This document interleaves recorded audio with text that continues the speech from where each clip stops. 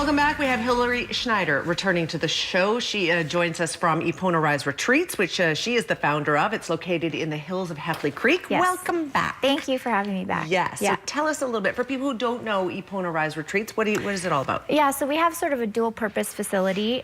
We have just an accommodation and kind of event rental happening up there. So I have a lodge and cabin. So we're, getting busy for the ski season. We already have people staying there.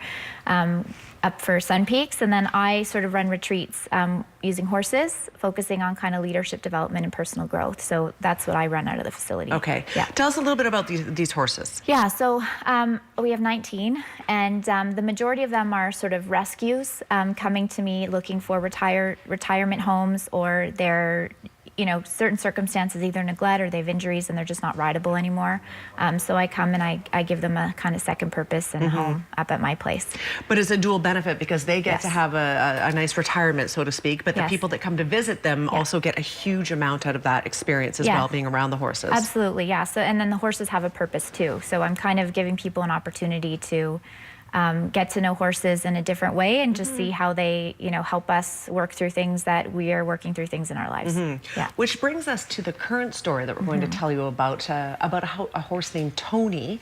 And Tony is, I think, in the shot on the left. I can't tell for sure, but he's a white, almost light gray horse that came to you from the SPCA. So tell us the story. Yeah, so this horse, I found out about him. His story was circulating all over Facebook, and with the headline, a horse in dire need of a home. And so his story was he was rescued from behind the fire lines during this summer's wildfires. What happened is, people would just kind of let their animals loose. Sometimes they couldn't get out in time, and the BC SPCA would go up and rescue them, and found Tony and his friend Poppy and discovered that they couldn't walk, and so had sort of been in a state where they weren't really being taken care of. So they were seized and rehabilitated, and then they were looking for a home for Tony. They found a home for Poppy.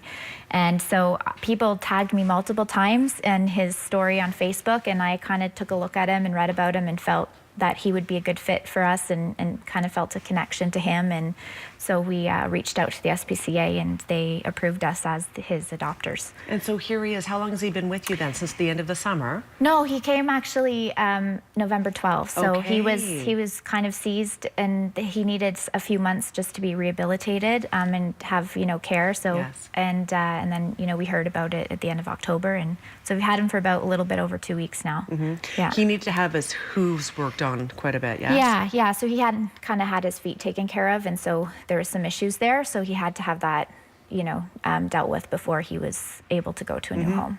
What was the reaction on Facebook when people heard that you had taken him in? I think, a lot of people, that tagged me were hopeful that I would. And I think that knowing kind of what I do for horses and where they were coming from, I think people were very happy to see him go to my place. I think sometimes you see these stories and you don't really know what happens to them. Yes. So him being able to have a happy ending, and, I think being a part of something that he can have a contribution to, I think people were really touched by around that, yeah. Is he settling in nicely with the other horses then? Yeah, he's definitely, I think, loves, which horse wouldn't be happy at my place? They have lots of space and live as a herd. He is a little bit anxious around people, so you can tell that there was probably some type of potential mistreatment there. So he's a little bit anxious with people, but he, I think, loves, being out in a big herd and 50 acres to roam around, so he's a happy guy. Absolutely. Yeah. We're coming to a close on the segment, Hillary, but what would you like people to know in regard to booking or experiencing what you have to offer up there? Yeah, so you can check out our website, eponariseretreats.com, and we also have a little blurb up there about Tony,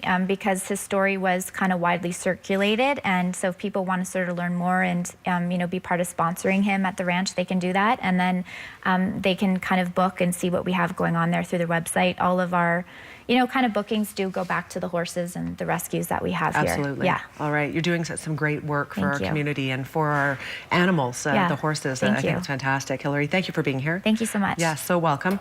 EponaRiseRetreats.com. That information is on the screen right now. If you would like to learn more about what Hillary is doing, maybe check out the beautiful oasis that she has in the hills of Heffley Creek. We're back after a quick break. Stay with us.